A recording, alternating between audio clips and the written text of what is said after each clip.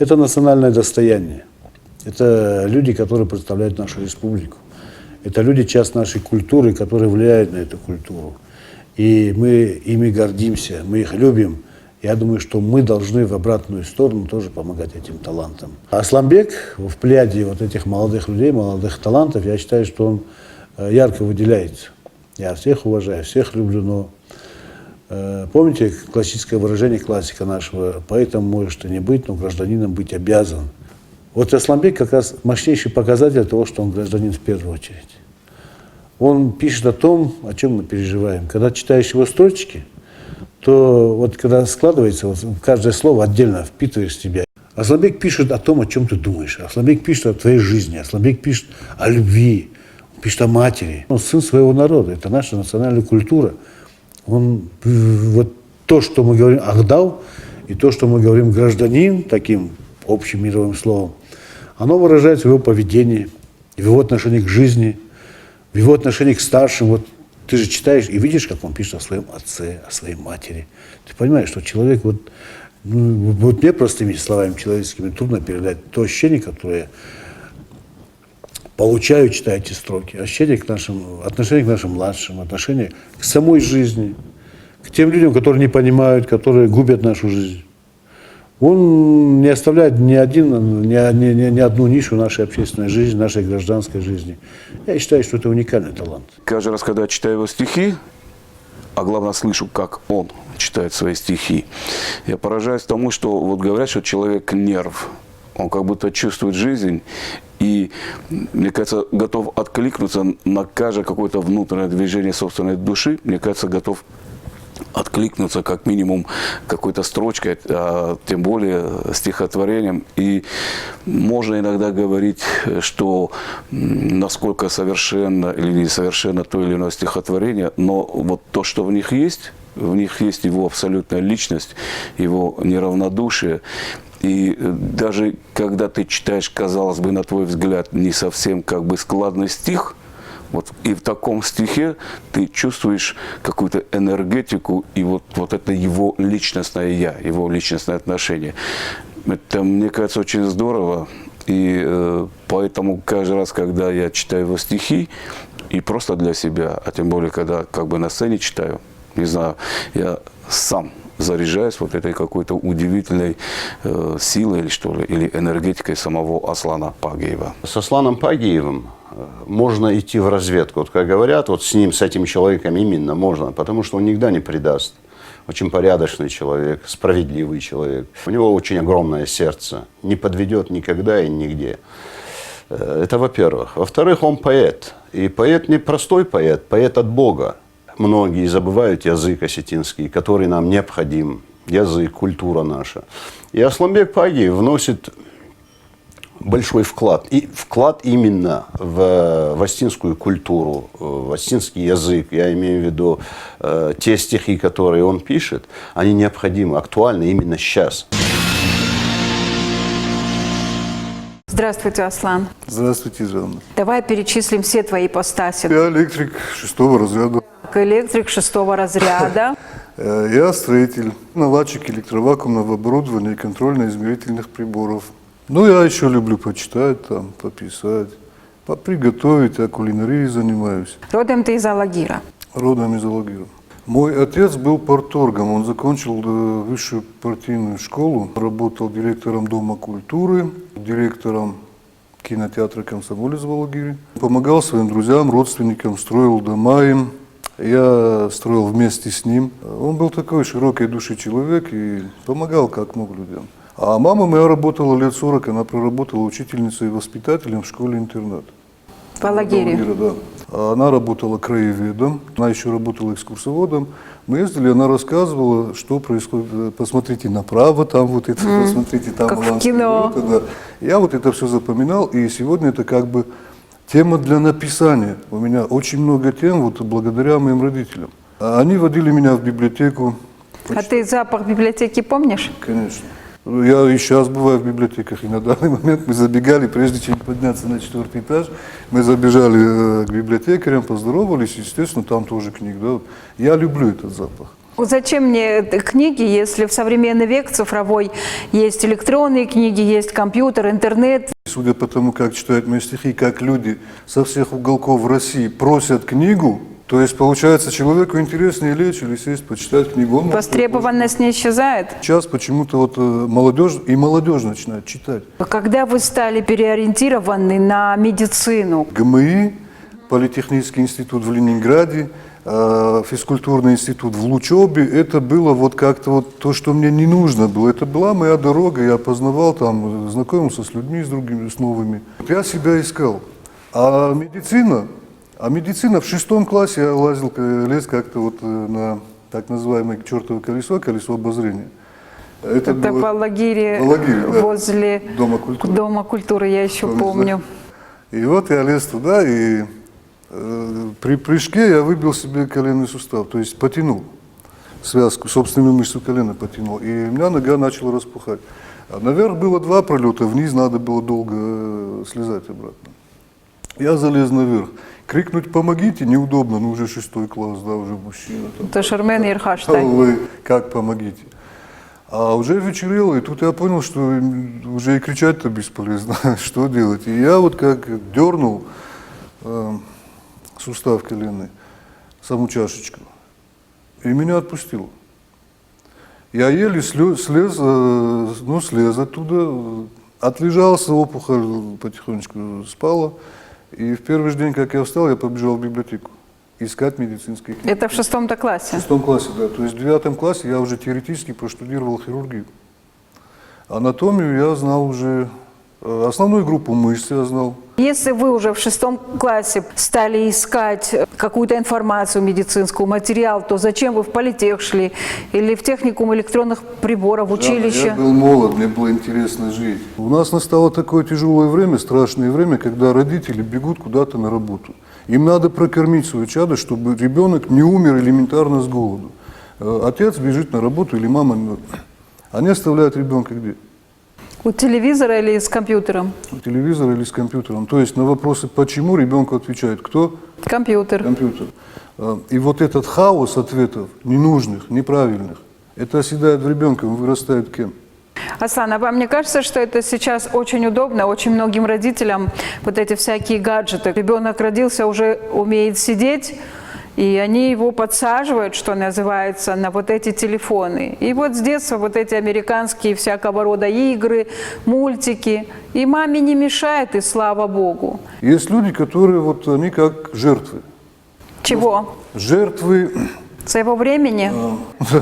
не делая из себя героя, просто пытаются что-то сделать для подрастающей молодежи. И молодежь, которая идет за мной, в прямом смысле идет за мной, то есть мои дети, их друзья, они же смотрят всегда на старших. Когда твой старший хорошо разбирается в спорте, не слазит с турника, как это я делаю, да, занимается боксом, там, да, то есть показатель силы и разум одновременно, это очень сильно заманивает молодежь, это тянет их за тобой.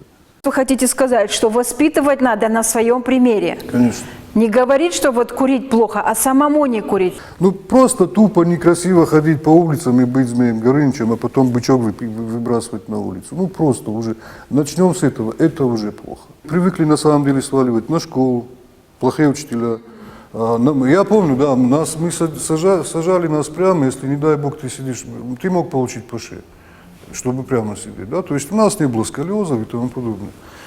Учителя делают свое дело определенное, они должны, но они продолжают делать то, что начали делать родители. Так если родители ничего не делают, что продолжить учителю? За 45 минут научить его культуре и воспитанию, вежливости и тому подобное? Нет, конечно. Слава Богу, если этот родитель еще найдет время с ним просто пообщаться, спросить, как у него дела, в общем-то, как его жизнь проходит. Но сейчас в наш суматошный век это, мне кажется, очень редко. Вот поэтому дети такие, предоставленные самим себе, они сами себя воспитывают, их воспитывает улица.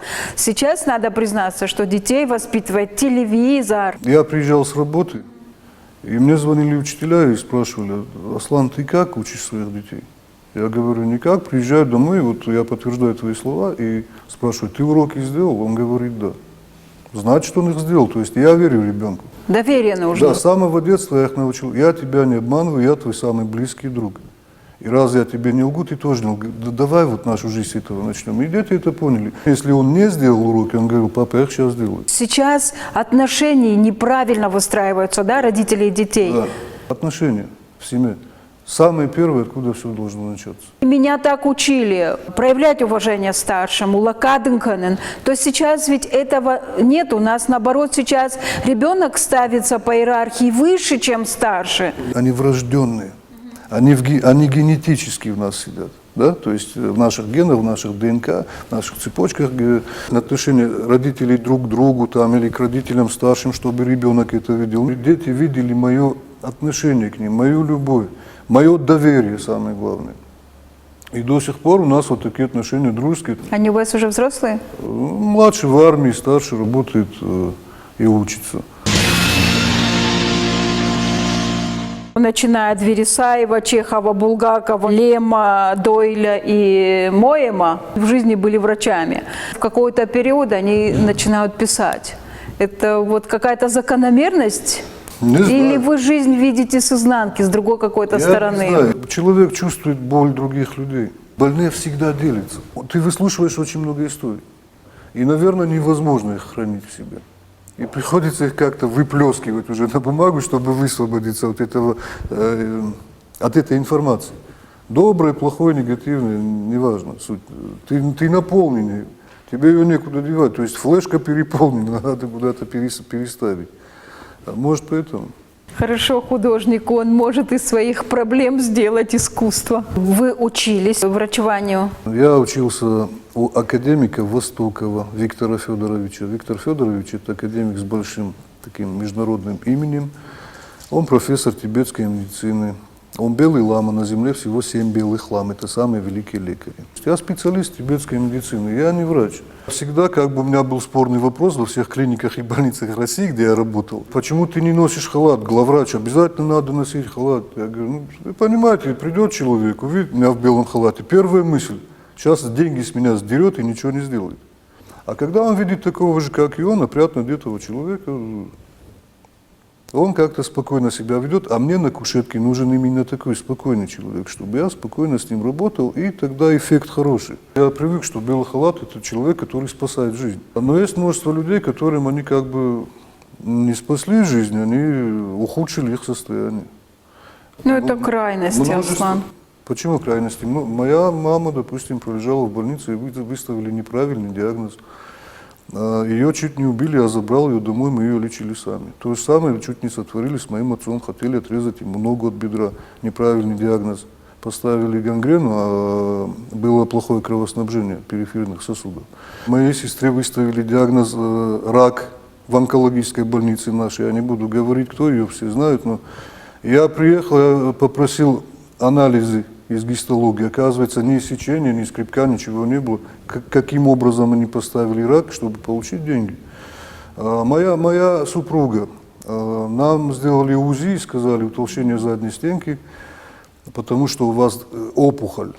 Давайте сделаем скребок. Мы привезли ее в другую больницу. Ей сказали, естественно, у вас утолщение задней стенки, вы беременны. То есть чуть не скребнули моего сына оттуда. Это очень частое явление. У нас врачи сегодня, вот я же говорил, целенаправленный развал медицины начался откуда? Он начался с институтов и с академии. Если родитель вот такой, что он думает, что сын пойдет учиться на хирурга, вот он будет хирургом, ему будут там деньги платить. То есть это уже превратилось в ремесло? Отец ждет денег, получается, мой сын будет богатым. Он не думает о других людях. Зачем обвинять в том кого-то, в чем мы сами виноваты, Аслан? Их не интересует их семья, их не интересует национальность, их не интересует, допустим, Кавказ, потом их не интересует вся Россия, лишь бы мне было хорошо. Они вымрут. Очень много людей, которые уходят утром на работу, вечером приходят. Они приносят пользу. Кто-то открывает для детей что-то хорошее, да? Патриотическое воспитание. Люди что-то делают. Очень много людей, и их становится все больше и больше, Жанна. И вот этот вот пессимистический настрой, вот, все уже, да? Ничего подобного. Нет? Нет, вот сейчас все начинает подниматься, я это вижу. Аслан, вот вы сейчас рассказываете о своей жизни, и у меня создается такое впечатление, что вот каждый ваш шаг, он выверенный.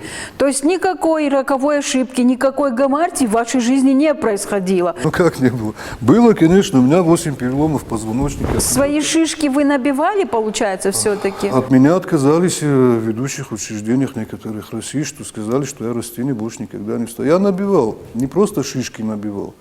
Я, можно сказать,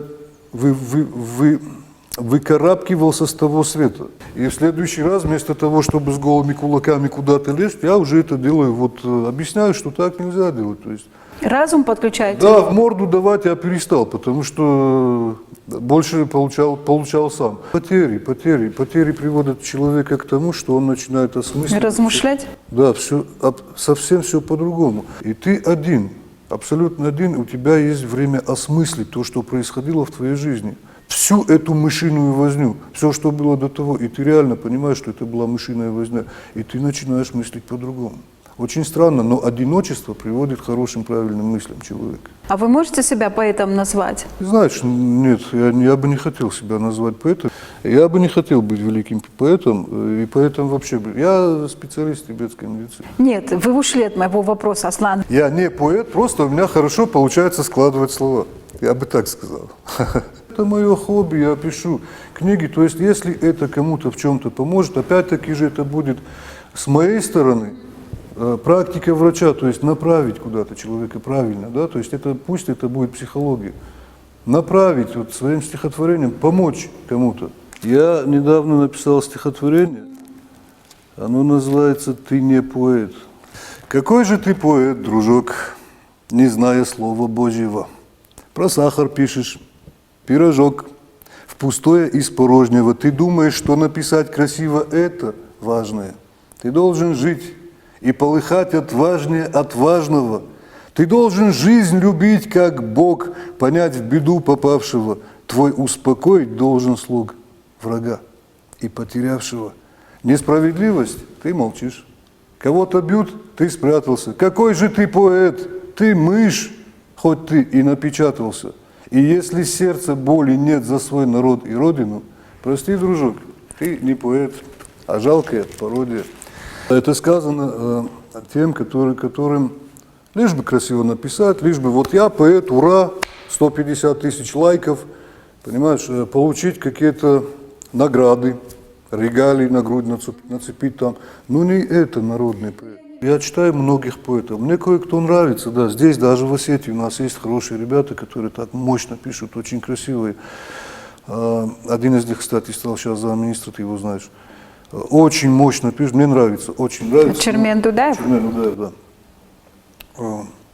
Как человека, пока мы не очень хорошо знакомы. Он очень хороший человек, Ну, дай Бог. большой патриот. Да, судя по тому, как он пишет, мне очень нравится. Человеку это должно нравиться, да. И, конечно, человеку приятно, когда его признают люди. Но вот когда вы, Аслан, пишете, вы же думаете о том, что это должен кто-то прочитать? Вы же не в ящик это пишете? Люди начали читать меня. Мне нравится, конечно, нравится человеку, но не может это не нравиться. Если тебе кто-то звонит и говорит: слушай, Аслан, ты не можешь мне распечатать свое стихотворение, или сбрось мне вот это, или мы хотим приобрести вашу книгу со всех уголков России. Незнакомые люди, конечно, приятно. Конечно, приятно, то есть это признание народное. Государство и Родина – это все-таки разные вещи? Ты знаешь, моя родина, Советский Союз, ее нет. Ее нет. Ее развалили. Нет моей родины. Осталась родина моя Осетия, родина, кусочек родины Россия. Вы патриот при любом раскладе, да, что называют? При любом, да. При любом. Но то, что сейчас происходит на Украине, но я патриот Украины тоже. Понимаешь, то есть я не пойду убивать своих братьев, потому что я вырос с ними. Мне интересно, Аслан Пагиев пишет с позиции добра, любви ко всему. Вы на мир как смотрите? Ты знаешь, как-то мне сунули нож под сердце из-под тишка, со спины. Нет, это сейчас в прямом смысле? Да, и я выжил, и после этого я вылечил маму того человека, который это со мной сделал. Такая любовь. Когда произошло вот это прощение, ты понимаешь, я внезапно почувствовал, что я в 1000 раз больше мужчина, нежели если бы я вот что-то сделал плохое. каким образом это достигается, потому что мы же все люди, мы просто человеки. Помнишь, папа, а что такое добро и зло? Это два волка, которые сидят в тебе. А папа, а который сильнее? А сильнее тот, которого ты будешь кормить. То есть, если с детства ребенок не способен к этому, он не простит. Но сейчас детей так, Аслан, не воспитывают. Сейчас учат ударь первым, не прощать, ударить. Ни за что не оставлять обиду. Сейчас это за слабохарактерность принимается. Мы выросли на улице. Мы страдали за каждое неправильно сказанное слово. По морде получали. Понимаешь, мы учились выражаться правильно, относиться к людям правильно и не делать плохого. За это надо было отвечать. А кого вы читаете вот, для души? Ты знаешь, я читаю фантастику. Я читаю фантастику. Я люблю Майкла Муркока, я люблю Тимоти Зана, нашего Беляева, Александр Казанцев. А поэзию какую предпочитаете, чью?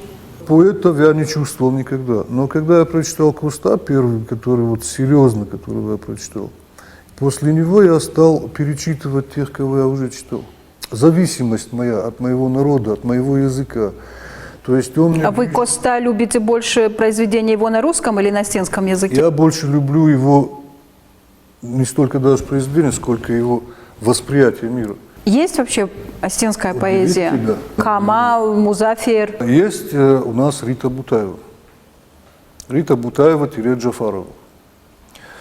Я читаю ее стихи. Она пишет на остинском языке прекрасно. Я пишу на остинском языке. То, что происходит, например, в городских школах с остинским языком, вам кажется это нормальным? Но для чего вы их пишете? Проблема в чем? Проблема в Министерстве образования. Родители. Конечно, родители. Ваши дети говорят на остинском языке? Мои дети говорят так на остинском языке, что когда их слушают другие, они говорят, как можно так на остинском говорить? Русский язык можно выучить в любой момент. Телевидение говорит на русском, радио говорит на русском, книги на русском написаны. Пожалуйста тебе. Смотивируй. Зачем мне нужен остинский язык? Если мир я познаю и изучаю на русском языке, остинский мне зачем? Родители со мной говорят на русском, книжки я читаю на русском, телевизор со мной говорит на русском. Чем больше языков ты знаешь, тем лучше для тебя же, ты развит. Это саморазвитие. Аслан, ну вот для развития моего ребенка я даю ему китайский и английский. Так. Зачем ему осетинский? Не нужен. Если ты ему даешь китайский и английский, ему не нужен остинский. То есть ты его, как мама, готовишь или в Китай, или в Англию, или переводчиком. Мои дети говорят на русском, на остинском, потому что папа разговаривает на русском, остинском, и мама разговаривала на русском, остинском. Кто-то выучил остинский язык для того, чтобы прочитать Куста. Ты же прекрасно помнишь, в Алагире скажи армянину или русскому, что ты армянин или ты русский, он тебя живем съест, я осетин. Если ты живешь по законам Божьим, если ты живешь по заповедям наших предков, то есть ты осетин. Ты осетин, потому что ты чист. Ты чист перед другими людьми. Ты не лжешь, ты не лукавишь. Да? Мы с моим администратором Златой Фидаровой недавно стояли возле суннитской мечети. И возле нас проходил парень, обхватил сзади девушку вот так вот. Представляешь? И идут. Прошли по переходу, прошли туда наверх, пошли. Я в недоумении. Люди ходят. Вот они не осетины. Злата им сделала замечание, когда они возвращались уже. Они не могут быть осетинами. По определению осетины себя так не ведут. А мне кажется, это вообще общечеловеческая какая-то культура. Если ты покурил и мимо урны свой бычок кинул, тут не важна национальность. Куда мы катимся, Аслан? Вот с одной стороны вот этот небывалый технический прогресс, а с другой стороны вот это вот духовное убожество. Нахиштарта уже наушты. Моя мама недавно умерла, вот пару месяцев назад, папа недавно умер. То есть они уже ничего не могут сделать, правильно? Но пока мы можем. Мы можем. Я всегда говорю, две руки, которые что-то делают, гораздо эффективнее двух рук, сложенных в молитве.